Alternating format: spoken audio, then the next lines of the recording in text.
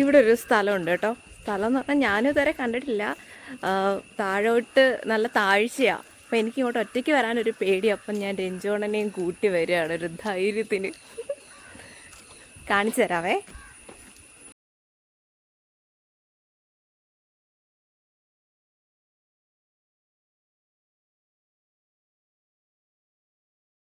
ഒരു കുഞ്ഞൊരു അമ്പലമുണ്ട്, കല്ലൊക്കെ വെച്ച് കെട്ടിയ. നല്ല രസമുണ്ട്.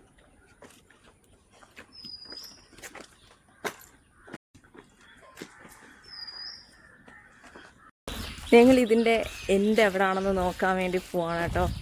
ഇവിടെ കുറേ പഴയ വീടുകളൊക്കെ ഉണ്ട്, പണ്ടത്തെ തറവാട് വീടുകളൊക്കെ അല്ലേ. നല്ല രസമുണ്ട്. എനിക്ക് തോന്നുന്നത് ഇത് നടന്ന് നടന്ന് അങ്ങ് ചെല്ലുന്നത് പുഴയുടെ അടുത്തായിരിക്കും ചെല്ലാൻ സാധ്യത കൂടുതലും.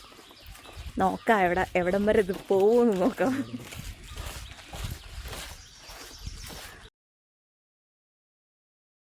അങ്ങനെ ഞങ്ങൾ നടന്ന് നടന്ന് താമരക്കുഴിയിലെത്തിയിരിക്കുകയാണ് കേട്ടോ. അപ്പോൾ ആ റോഡ് ഇങ്ങനെ വന്നാൽ താമരക്കുഴി എത്തും.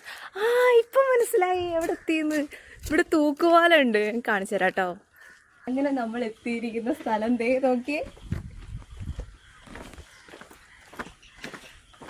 വെള്ളം കയറിയിട്ടുണ്ട് കേട്ടോ നിറയെ.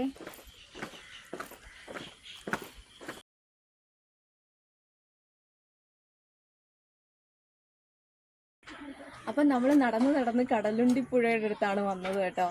ഈ കടലുണ്ടിപ്പുഴ ഉത്ഭവിക്കുന്നത് പാലക്കാട് സൈലന്റ് വാലിയിൽ നിന്നാണ് ഇത് ഉത്ഭവിക്കുന്നത്. 130 കിലോമീറ്റർ നീളമാണ് ഇതിൻ്റെ. 6ാം സ്ഥാനത്താണെന്ന് തോന്നുന്നു കേരളത്തിലെ നീളം കൂടിയ നദികളിൽ 6ാം സ്ഥാനത്താണ് കടലുണ്ടിപ്പുഴ.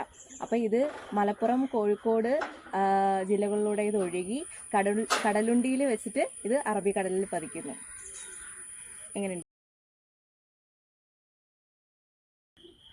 ഇനി തിരിച്ചു പോവാം.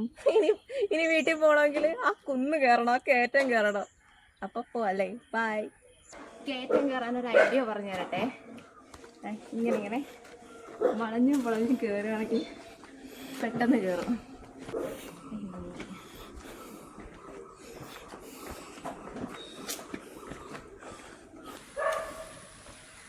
അപ്പോൾ ഇതില്ലേ നല്ല കുത്തനെയുള്ള ഇറക്കമാണ്. ഈ കയറ്റം കയറണമെങ്കിൽ സിക്സാഗിലും നടന്നാൽ മതി. അതായത് ഇങ്ങനെ വളഞ്ഞും പൊളഞ്ഞും നടക്കുകയാണെങ്കിൽ പെട്ടെന്ന് കയറ്റം കയറുകയും ചെയ്യും. നമുക്ക് അത്ര സ്ട്രെയിൻ വരത്തില്ല. നിങ്ങളൊന്ന് ട്രൈ ചെയ്ത് നോക്കണേ. ഏതെങ്കിലും ഒരു കയറ്റത്ത് പോയിട്ട് ഇങ്ങനെ ഒന്ന് വളഞ്ഞും പൊളഞ്ഞും നടന്നു നോക്കണേ. അപ്പോൾ നമ്മുടെ വീട് എത്താറായി.